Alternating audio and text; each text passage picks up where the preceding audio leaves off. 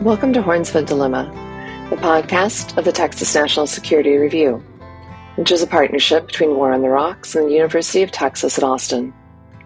My name is Carrie Anderson, production editor for TNSR. On this episode, Marshall Kosloff talks with Ambassador Robert Blackwill and Richard Fontaine about their new book, Lost Decade: The U.S. Pivot to Asia and the Rise of Chinese Power. Ambassador Robert Blackwill and Richard Fontaine, welcome to Horns of a Dilemma. Thank you for having us. Thanks. Let's start here. I'll throw this question to you first, Ambassador. What was the pivot to Asia circa 2011? What phenomenon or policy are we describing in this conversation? Yes, let me try to capsulize it. In 2011, the Obama-Clinton administration announced a radical change in U.S. grand strategy. Throughout its history, the United States had been a Europe first nation. Now Asia would be America's first external priority, with first claim on U.S. resources and attention. That the wars in the Middle East, which had preoccupied the United States, would be brought to an end. And of course, the United States would continue to have vital national interests in both the Middle East and in Europe. But the first external priority would be Asia. And if I can go on just for a minute, and this is a mouthful, but I think it does set the context. Well, why did they come to this conclusion? And it's because, and this is today, but of course the trends were there then, Asia is the home of 60% of the world's population, 3 of the 5 largest national economies, 40% of the global GDP, 2/3 of the world's economic growth, 41% of international exports, 37% of global imports, half of the world's active military personnel, 6 of the 10 biggest armies, 4 of the 10 highest defense budgets, 5 of the 9 nuclear weapon states, and 6 of the 10 major carbon emitters. And then, of course, the home of America's strategic rival. And I'll conclude by making this point, which is that it's important to understand that the consensus in the United States when this was announced was radically different than it is today about China, its role in the world, U.S.-China relations. In 2011, there was still a broad consensus in the country, of course not shared by everyone, that China could perhaps be persuaded to become a responsible stakeholder. And therefore, the U.S. would do everything it could to persuade China in that direction. And the consensus was hopeful that that could be accomplished. And Richard, now that we're in the year 2024, it's been over a decade since the pivot was announced. How would you assess the degree to which the United States has pivoted away from its traditional 20th century foreign policy orientation closer towards Asia in the 21st century? Well, we looked at the effort to pivot over a decade, the decade from 2011 till 2021 when the Biden administration came in. And then, of course, I looked at it over the past couple of years as well. Over that decade, you didn't see the promised force changes in terms of military resources from Europe and the Middle East to Asia. And we look at all of the metrics. I mean, as of 2022, for example, there were more U.S. troops in Europe than there were in 2011. The broad laydown of military resources in the Middle East hadn't changed very much, and it hadn't changed in Asia very much either. You can look at diplomacy, which really did kind of surge in Asia toward the beginning of the effort, particularly when Hillary Clinton was Secretary of State and some other key personnel were in place. But then it started to shift again under the second Obama term, shifted again under Donald Trump. So it kind of depended on policymaker preferences and what else was going on in the world. And then, of course, on the economic side, the centerpiece was U.S. entry into the Trans-Pacific Partnership Trade Agreement That kind of crashed on the rocks of domestic politics here and never went into effect. So you fast forward to when the Biden administration came in, and I think there was a sense that we had tried to do this for a decade. Over the period of that decade, China had made astonishing gains in all of these areas, in military, economic, and diplomatic terms. And so there was this notion that we needed to sort of catch up for this lost time. And there's some real efforts that the current administration has made, but they're belated and they're partial. We don't have an economic agenda to speak of. Obviously, there are major events going on in Europe and the Middle East with the wars that take a lot of diplomatic activity. And so you put all this together, and some progress has been made over the past couple of years, but there's a long way to go. Ambassador, the key thing to understand about the 2011 pivot, though, is that obviously events proceeded to intercede over the next few years. You had everything from the rise of ISIS to the end of the attempt to reset America's orientation towards Russia, et cetera, et cetera, et cetera. Notably, you two point out that the announcement of the pivot by then Secretary of State Hillary Clinton notably didn't mention Russia when it came to understanding the United States' role in Europe. To what degree was a pivot impossible given those policy developments in Eastern Europe and in the Middle East? How much were policymakers constrained by the world looking different even by 2012 versus 2011? We don't think it was impossible to do, certainly not in 2011, and in general, advance the proposition that a grand strategy, a lofty term, has to be resilient to events in the world. And so when this pivot was announced, events, of course, were going to intervene. And they did. They intervened with the Russian annexation of Crimea. They intervened with, as you said, ISIS. They intervened with the disastrous intervention in Libya. They intervened, and this is important, presidents drawing red lines that they didn't then implement after they were violated and so forth.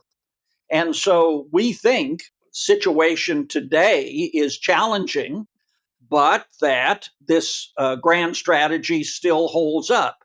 It holds up because despite the crisis in Ukraine generated by the Russian invasion, and despite the war in Gaza, there is only one country that can upset comprehensively global order, and it isn't the Palestinians, and it isn't Russia, it is China.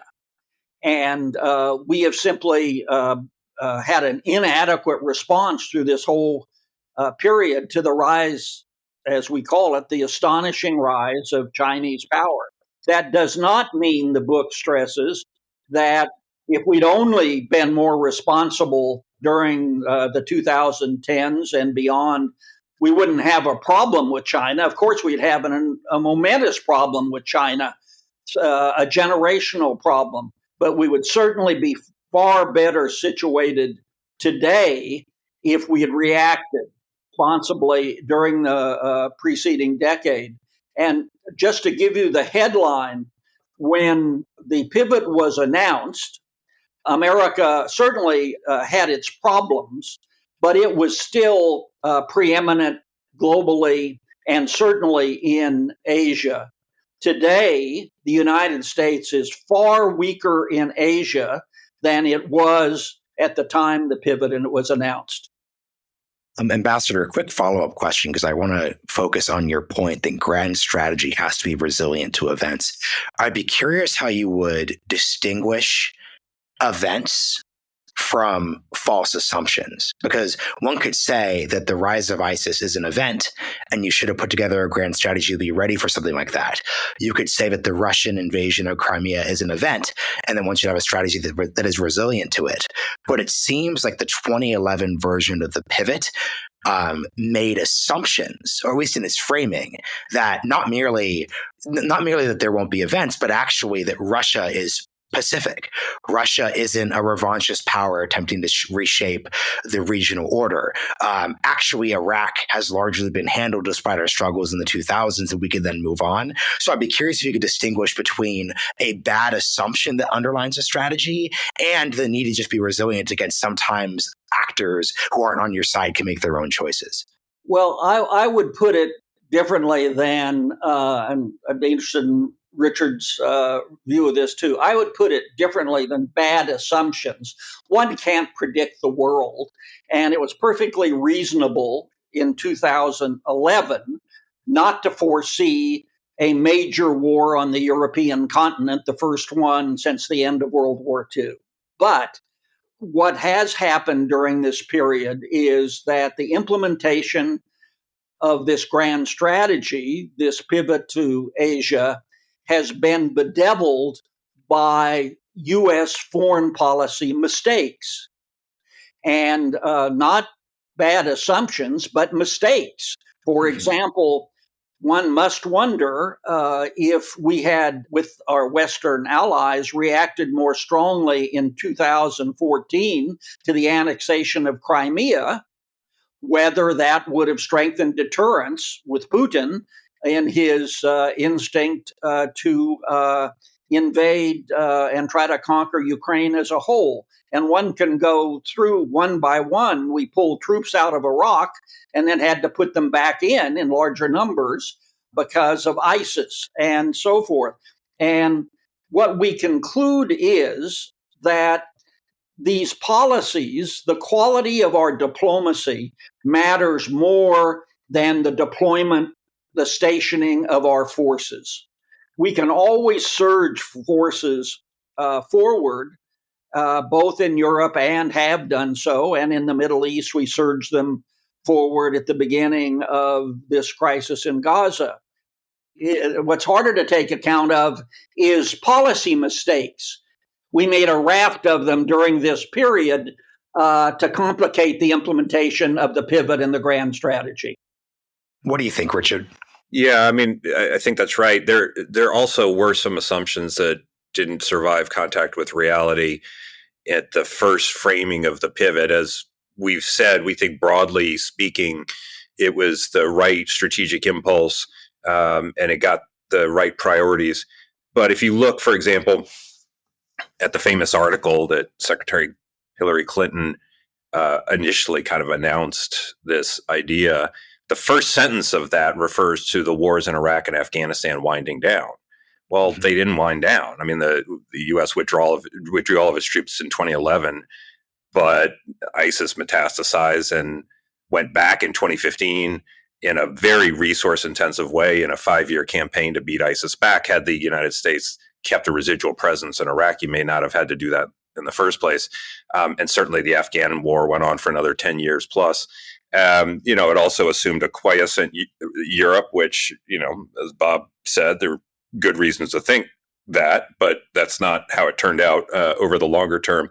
And so there were assumptions that proved right about Asia's economic promise and the kind of underlying assumption that greater engagement by the United States and Asia would make it put the U.S. in a better position to manage the China challenge. And there were some that were upended, particularly in the Middle East.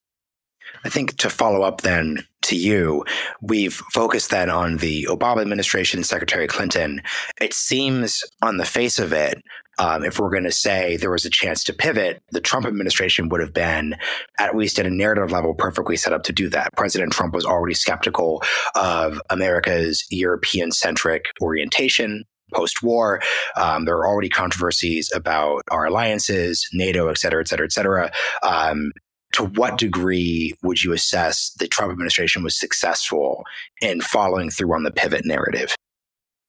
Well, again, if you look at kind of the three areas in which at least we try to measure things in the military, diplomatic, and economic sphere, the Trump administration maybe counterintuitively came in with broadly the same kind of regional framing. I mean, if you look at their strategy documents and speeches and things like that, they consistently point to Asia as the priority region. Trump often talked about getting out of the Middle East and pulling troops from Syria and Iraq and Afghanistan and lots of other places. He certainly wasn't looking to double down in Europe. I think that was pretty obvious. And yet you look at the military side, the beginning of the first term of the Trump administration as the end of the Obama administration coincided with sequestration and a big hit to the defense budget. So the Trump folks, for example, tried to preserve naval force posture in Asia, but it was an overall shrinking Navy.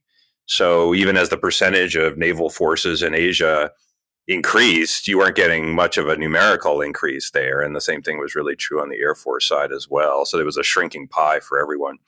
On the economic side, Trump pulled out of TPP in his first week in office and had no regional trade initiative to replace it at any time over those 4 years. And then the diplomacy was really all over the place, depending on who was Secretary of State and what President Trump's initial passions were, going from a lot of diplomacy about how we might wipe North Korea off the face of the earth to a lot of diplomacy meeting Kim Jong-un and then back again and everything else. So there were the upgrading of some key bilateral relationships in the region. And on the defense and sort of alliance side in Asia, I think the Trump folks did some great work. And they also, of course, recast, at least kind of rhetorically, the way to think about China policy, which was very important. But there wasn't really a pivot to Asia during the Trump administration. Ambassador, this actually speaks to your time as ambassador to India, so I'm curious what your thoughts are on this. It seems like the other Trump era reconception is just in terms of how we even think about Asia. So notably during the Obama period, there's lots of references to the Asia Pacific, et cetera. But following 2016, we start to reconceptualize the region in terms of the term Indo-Pacific. Can you speak to how the country's understanding of Asia and the Pacific region actually was like during this period? Well, it goes way back to George W. Bush's administration. One of the few consistencies in American foreign policy in this century has been the growing consensus in the United States that India matters strategically to U.S. vital national interests. And every administration since George W. Bush has believed that and has implemented it, and the relationship has grown ever stronger. And that is true to today. So I think Indo-Pacific is a bumper sticker, and the Indians like that notion, but that's not really the substance of the relationship. It has grown diplomatically. India votes against us less today than it did in the beginning of the century at the UN and elsewhere. Our military interaction is more intense, of course, than at the outset of the relationship. And economically, our relationship just grows and grows and grows as there's skepticism about the safety of American investments in China. So that's been a big change, and a big positive change. And even though Prime Minister Modi had something of a setback in these latest elections, I think that will continue. And it's a real asset for the United States in managing our relationship with China. I'd like to take us down a side tangent and get both of your thoughts, but we'll start with you, Richard. I'm really interested in the title of the book. The title is Lost Decade. And when I initially came across the book, literally the first thought I had is, this could be written about basically any decade post 1980s, depending on your ideological preferences. Like this could be the version that a different think tank put out or a different organization put out could be entirely different. So can you both talk us through, starting with you, Richard, that dynamic? We could say the 90s were a lost decade, the 2000s were a lost decade, the 2010s are the lost decade. How would you kind of unpack that framework, given your perspective as an author, Richard? Sure. Well, we started marking the decade in question, when the United States in 2011, during the Obama administration, came out affirmatively and said that Asia is the priority region of the world and that the United States is going to make affirmative moves to make that real. And that was the substance of the pivot to Asia. That decade, of course, crossed both the Obama administration and the Trump administration. They both, generally speaking, I didn't use always the same language, but had the same strategic orientation. And we looked at the end of the decade to see, well, did we do what we said we were going to do at the highest level of policy? I mean, these were, presidential pronouncements and the whole U.S. government trying to kind of reorient itself and everything else. And of course, the answer is not really. And it was a critical decade because it wasn't any other decade for China either. During that decade, you saw both this tremendous rise in Chinese military economic power, a huge increase in diplomatic activism, and the ascension of Xi Jinping to absolute power there. And so, whether you're looking at the U.S. policy pivot column, did we do what we said we were set out to do? Or if you look at the China column and did they do what they were trying to do?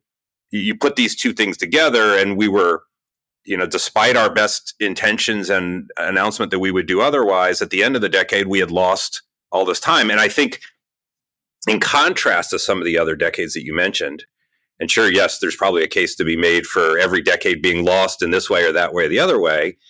I think that underlying sense among policymakers is pretty palpable today. There really is a sense that we're catching up for lost time, that there's a lot of things, whether it's on the military side or export controls or technology or whatever it is, that we're in a rush to try to catch up for lost time, and that we wish we had done many of these things during the lost decade.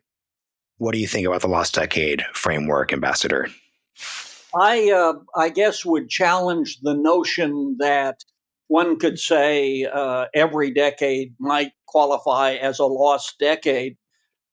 This decade is crucial because the U.S., because of the reasons we've been discussing, in its lack of response to this astonishing rise of Chinese power, has lost across the board in substantial ways its capacity to protect our vital national interests.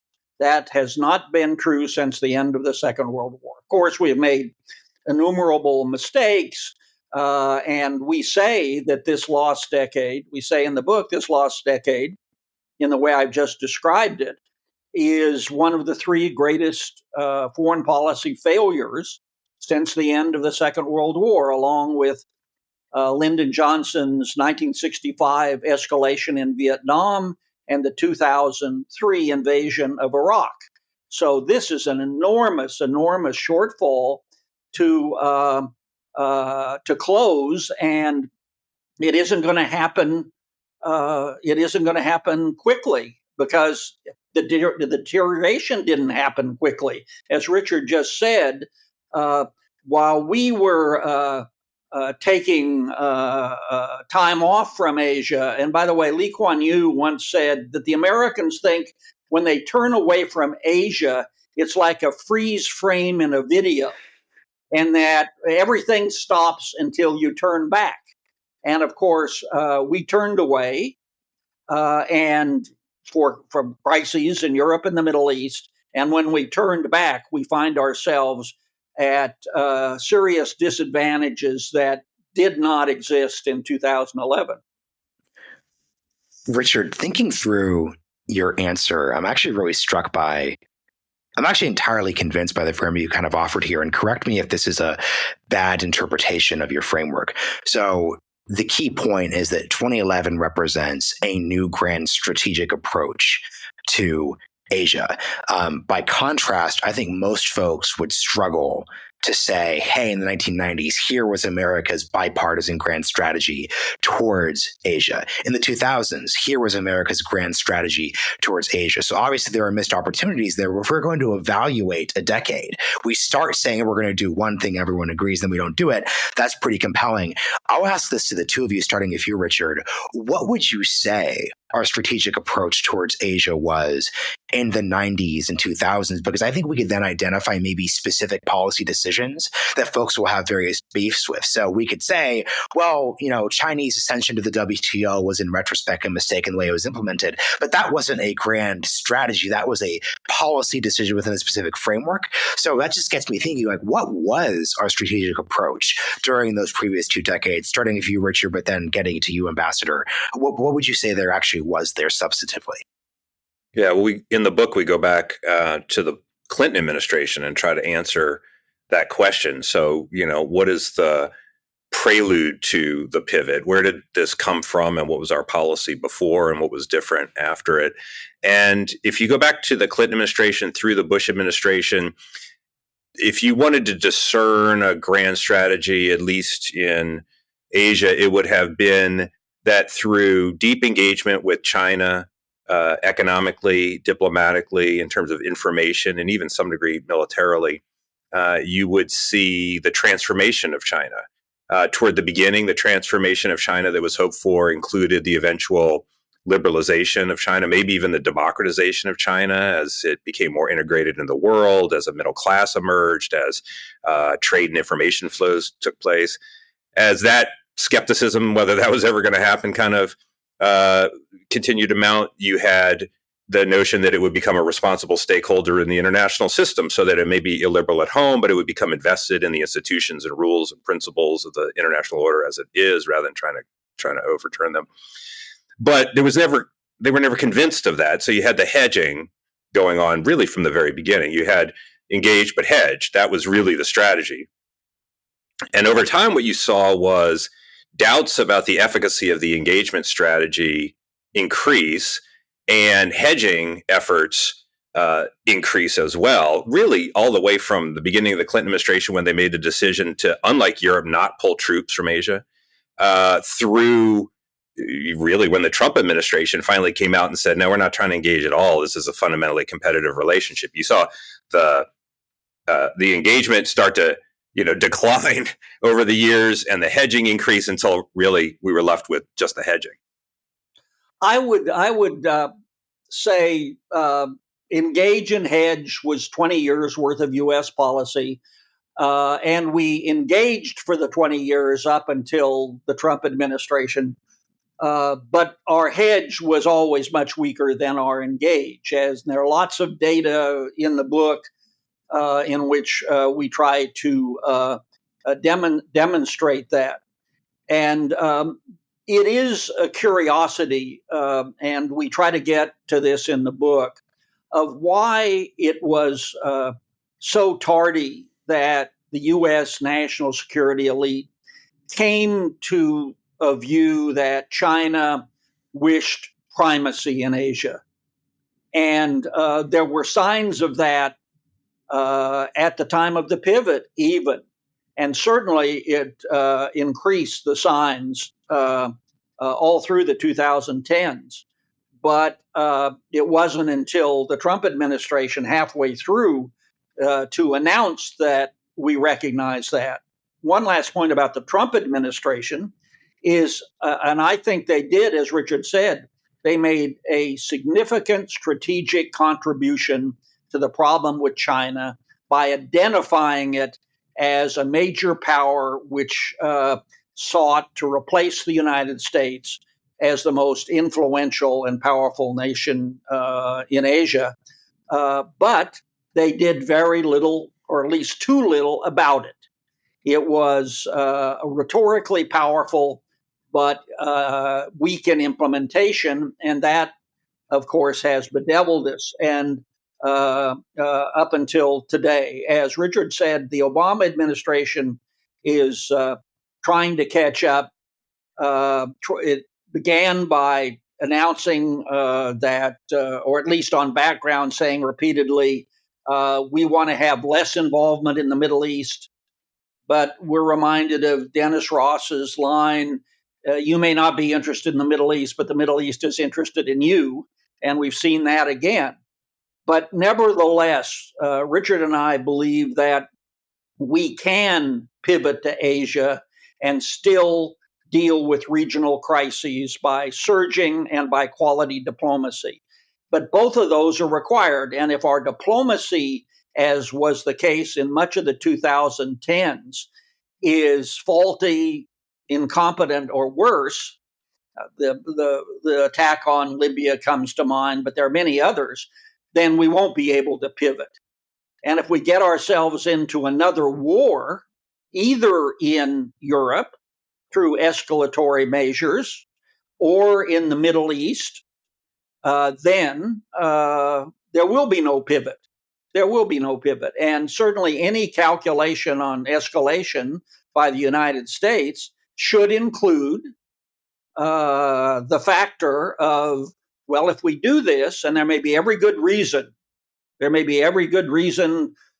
for a confrontation in Iran, but the folks who counsel that usually don't address, well, what would be the opportunity costs, the relationship in grand strategy between going to war with Iran, for example, or escalating to the point where we're at war in Europe with Russia, and the pivot to take account of this one country, not the others, but this one country that can upset U.S. vital national interests and global order. Richard, one last question before we pivot, I'm going to say the title in the episode here, obviously, to the final section. The other big change between the Obama and the Trump administration is the domestic politics saliency of these issues. If you brought up the TPP and the desire to enhance our trade relations with regional powers and regional allies in 2011 or even 2012, that would not appear to at all be a politically controversial proposition. Clearly, though, by 2015, 2016, both when you have Bernie Sanders attempting to upend the Democratic primary and Donald Trump actually upending the Republican primary, the domestic political salience of that trade issue completely shifts. How do you assess policymakers who typically have been foreign policy and orientation? How have you assessed their ability to factor in this shifted reality? You kind of see, Jake Sullivan doing his foreign policy for the middle class speech, trying to sort of get at this dynamic. I wouldn't say, though, that viewpoint has, I think, truly shifted broadly into the apparatus. How would you comment on this dynamic? Well, trade is front and center in this debate, obviously. There are other aspects of it as well, how much you spend on defense. And we talked a little bit earlier about the challenges that, the lost decade coincided with the imposition of sequestration, not because anybody thought that was good military strategy, but because Republicans and Democrats on Capitol Hill couldn't get their act together and agree on a budget. So suddenly you had draconian cuts to the defense budget precisely at the time you'd like to have more resources for Asia. Well, that made life difficult if you were a would-be pivoteer. But you're talking about the trade front. It was pretty startling to see in the course of 2016 how many people, including politicians who just months before had supported TPP, come out and say that they no longer did. And by the end of the campaign there, the two candidates left standing on both sides, Ted Cruz and Donald Trump and Bernie Sanders and Hillary Clinton, all opposed TPP. And that is emblematic of the shift, the dramatic shift in the domestic unpopularity of trade agreements in general. And so we've been paralyzed ever since then. And I don't think anyone has been able so far to sort of crack the nut between an expansive international economic policy and the domestic political support for it. And that's evidenced by the fact that the Biden administration was pursuing IPEF, the Indo-Pacific Economic Framework, which is a pretty de minimis agreement. And the trade pillar of that didn't even allow for market access inside the United States. But just before it was going to be announced at the APEC summit, the administration withdrew it because there was, even though the allies had agreed to it, because there was opposition on Capitol Hill to anything that smacked of trade. They said, well, the politics of this are terrible. So no one has threaded the needle between something that would be good for the United States economically and strategically and something that would actually resonate and draw the support of the American public, or at least the elements of the American public that care most intensely about trade. Quick follow-up. So I kind of frame the pivot as having an economic component, a military component, and a diplomatic component. Everything you're just describing should make one pretty pessimistic on the economic component. Do we have to get all three categories in an optimal state in order to successfully pivot in your eyes? Or can we be 2 for 3? Can we have our diplomatic policy be, let's say, like 80 to 90% there? Can we have our military policy be 80 to 90% there, even if we haven't quite gotten the trade part together? To what degree do we need all three categories to be in sync? You do, and you need trade policy more so in Asia than in any other region of the world. I mean, you look at the Middle East and no one there is clamoring for a regional trade agreement, right? It's just not even the currency of leadership or strategic engagement there. In Asia, it's exactly the opposite. The trade policy in Asia not only is important economically, but it signals leadership and engagement and is seen as a sign that the United States is going to remain influential there as opposed to China. So it has both symbolic and sort of diplomatic collateral effects in addition to the direct economic effects where we've seen China become the top trade partner of virtually every country across the Indo-Pacific. So you have to have a trade policy. You're going to be successful in pivoting to Asia. That said, there are politically possible steps that one might take. Bob and I would love it if we got back into CPTPP tomorrow. But we also understand the politics of this, and there are other things like digital trade agreements and other things that could provide stepping stones. No matter who wins a presidential election, they'll be in their second term. We know that for sure. So the domestic pressure around first term trade policy would be less, and so forth. But you have to have that.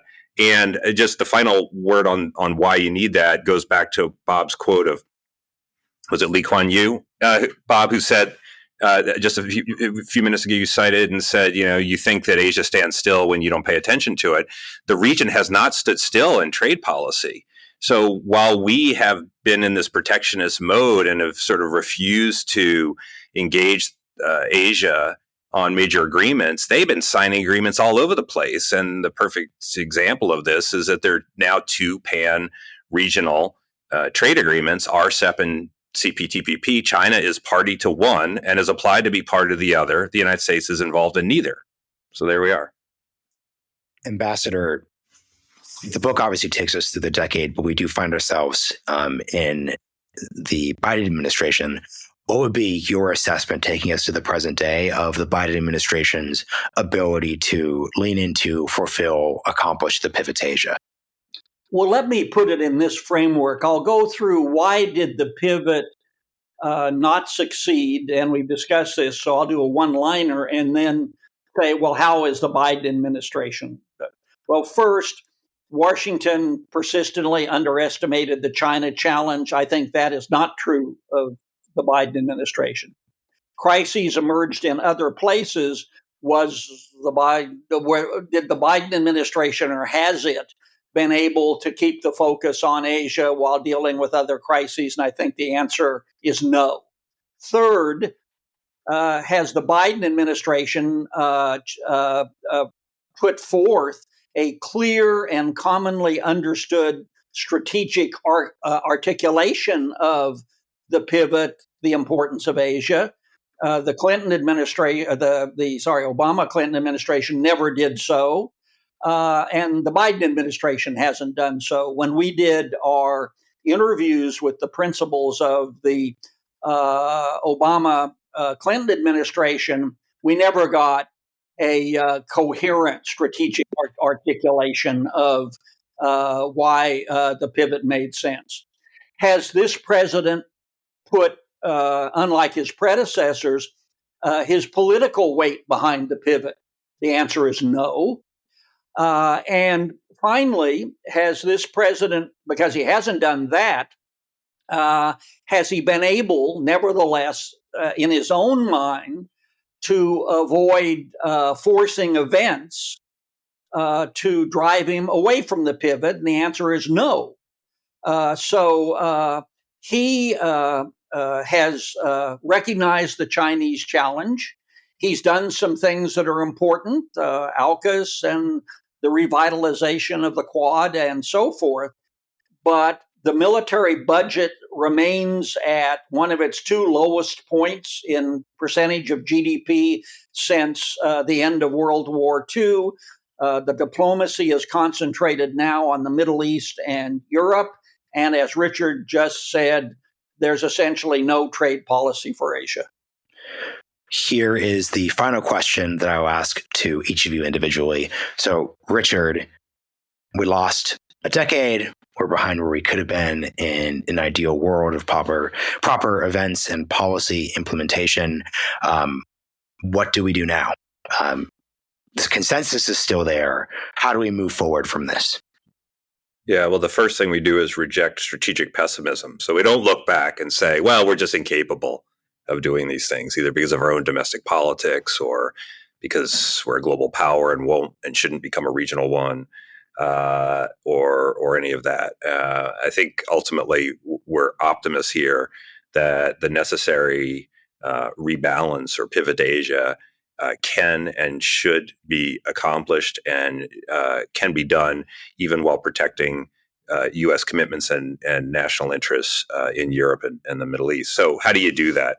Well, there's some of the things that have started that we should continue to do: strengthening alliances, de-risking some of the economic and technology ties to China. Some of those things are in place. We need to continue to do those.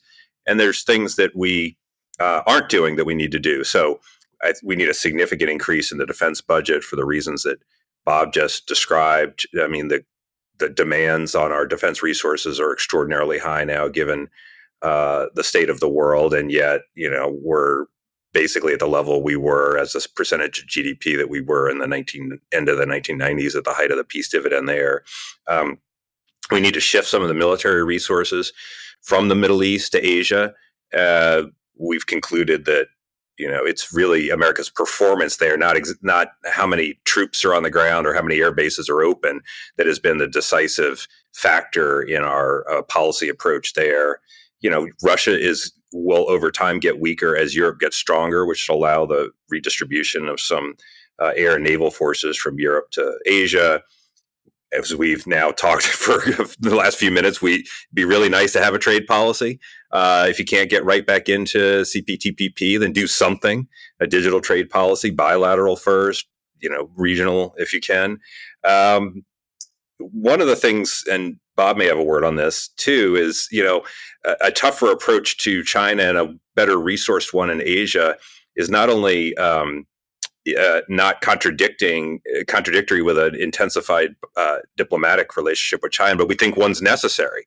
We actually need to intensify bilateral diplomacy with China while we take the approach that we recommend. And then finally, support the forces of democracy and liberalism vocally and programmatically and everything else, because ultimately that is one of the things that this great contest is over. And it's one of the great advantages of the United States, is that we stand for values that can and should appeal beyond our own shores. Ambassador, can you close us out on what you think we should do moving forward?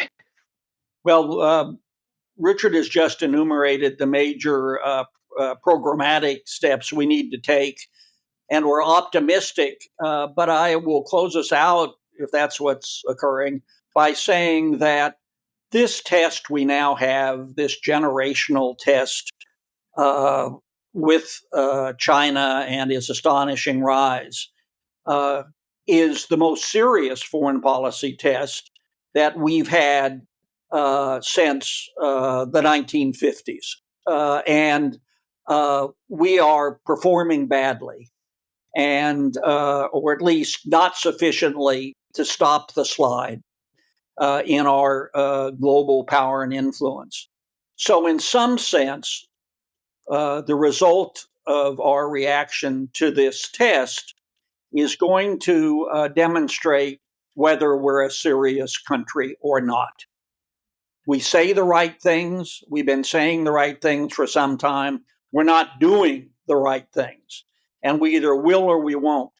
But there's no doubt that if we don't, our position in the world and the prosperity and peace for the American people are going to continue to slide. Well said. Ambassador Richard, thank you for joining me on Horns of Dilemma. The book is Lost Decade. It is out now. Thank you very much. Thanks for having us. Thank you for listening to this episode of Horns of a Dilemma. Do not forget to read the Texas National Security Review, which you can find at tnsr.org.